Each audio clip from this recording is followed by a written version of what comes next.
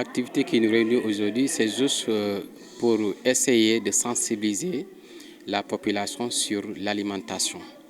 Mais aussi, ça sera un début pour lancer le cabinet nutrithérapeutique qu'on doit ouvrir ici au niveau de ces locales. Quand même, on a démarré hier avec une consultation gratuite, mais aujourd'hui, on veut faire un exposé sur l'alimentation et la psychologie au cœur de c'est-à-dire l'alimentation et la psychologie au cœur de la santé. C'est ça le thème de la journée. L'alimentation et la psychologie au cœur de la santé. Maintenant, il y a deux thèmes différents. C'est-à-dire la psychologie, psychologiquement les gens sont malades, mais aussi dans l'alimentation, on retrouve beaucoup de problèmes liés à cause de la mauvaise alimentation.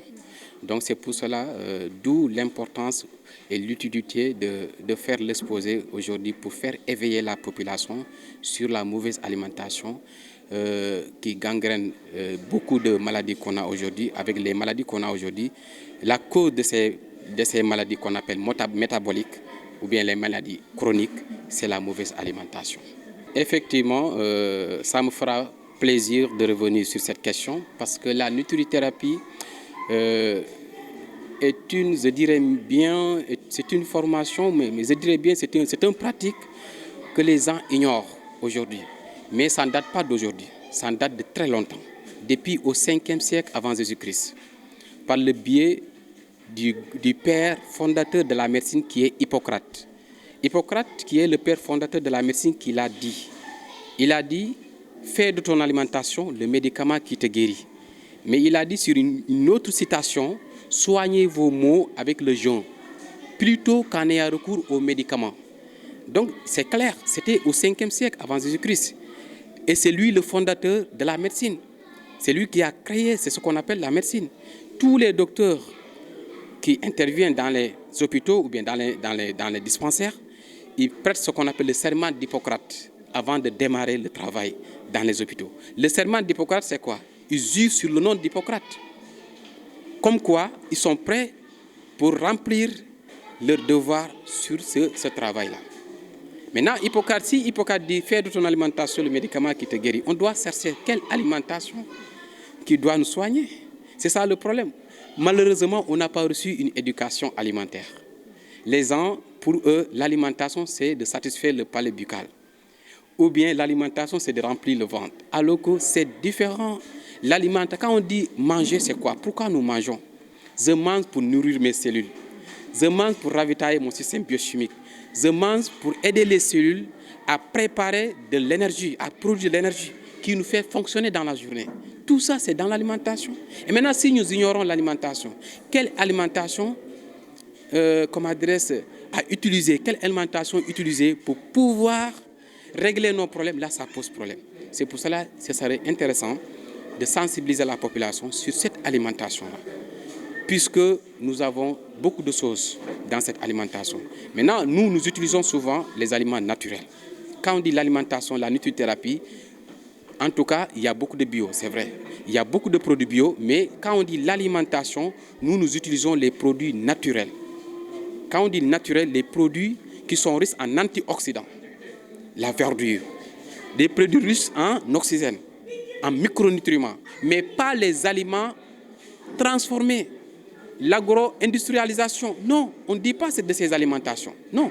Quand on dit une alimentation saine, une alimentation équilibrée et une alimentation qui doit régler nos problèmes, c'est une alimentation naturelle, sans transformation. OK? Maintenant, comme vous le voyez, vous avez des photos de ces aliments ici. Tous ces aliments, on les retrouve ici, en Afrique. Donc, on ne peut pas laisser nos aliments et aller chercher ailleurs, comme certains le font. Essayer de copier les aliments des Occidentaux pour pouvoir régler nos problèmes, ça pose problème. Ça ne colle pas d'ailleurs. OK? Nous sommes dans un milieu où, le milieu où nous vivons, l'aliment qui se trouve dans ce milieu-là, c'est cet aliment qui pourra régler nos problèmes. Parce qu'il y a une relation directe qui se trouve entre ces aliments et nous. L'oxygène que nous vivons provient de ces aliments, de ces arbres. Et le gaz carbonique que nous dégageons, il les reçoit. Les arbres récupèrent le gaz carbonique pour préparer les produits. Non, les fruits que nous avons l'habitude de manger ici. Donc en fait, en résumé, je ne sais pas si j'ai compris ta question, c'était ça en fait. Oui, bon, les produits, je dirais même pas les médicaments, je dirais produits, parce que quand on dit médicaments, là on va se référer directement au niveau de la pharmacie.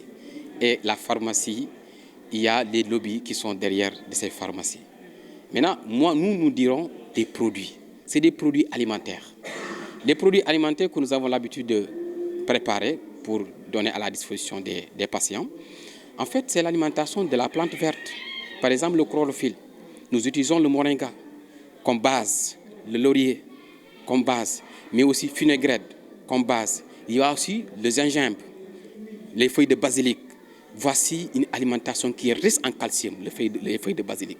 Le calcium que nous cherchons dans le lait, non. En tout cas, je me pose la question, le calcium que nous cherchons dans le lait se trouve dans le basilic, dans le gungun, on l'appelle en wolof gungun, on le retrouve dans le gungun. Mais pourquoi chercher le calcium dans le lait, alors que le calcium qui se trouve dans ce lait-là, ce n'est pas un calcium qui pourra régler le problème de notre système biochimique. Parce que notre système biochimique ne peut pas supporter les facteurs de croissance qu'on retrouve dans ce lait-là. Il y a des facteurs de croissance qui sont trop riches dans ce lait-là, qui ne peuvent pas régler le problème. Mais il suffit de chercher le calcium dans le basilic, les feuilles de basilic, le problème est déjà réglé. Vous voyez. Mais aussi, tranche d'âge que vous venez de dire. Dans l'alimentation, il n'y a pas de tranche d'âge. Les enfants de 0 à 15 ans, mais aussi des adultes, des vieillards, des vieux, tout le monde est concerné dans l'alimentation.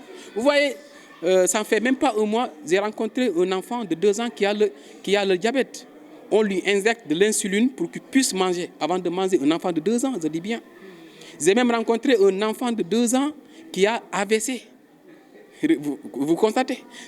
Pourquoi tous ces problèmes-là? C'est à cause de des mauvaises alimentations. La maman mange mal, elle tète l'enfant avec cette mauvaise alimentation. Mais aussi, elle donne l'enfant la mauvaise alimentation des produits chimiques. Il y a un problème. Il bouleverse le système biochimique de l'enfant. C'est pour cela, nous, en tout cas, on n'a pas de limite sur la tranche d'âge. Tout le monde est concerné sur l'alimentation pour pouvoir régler ces problèmes.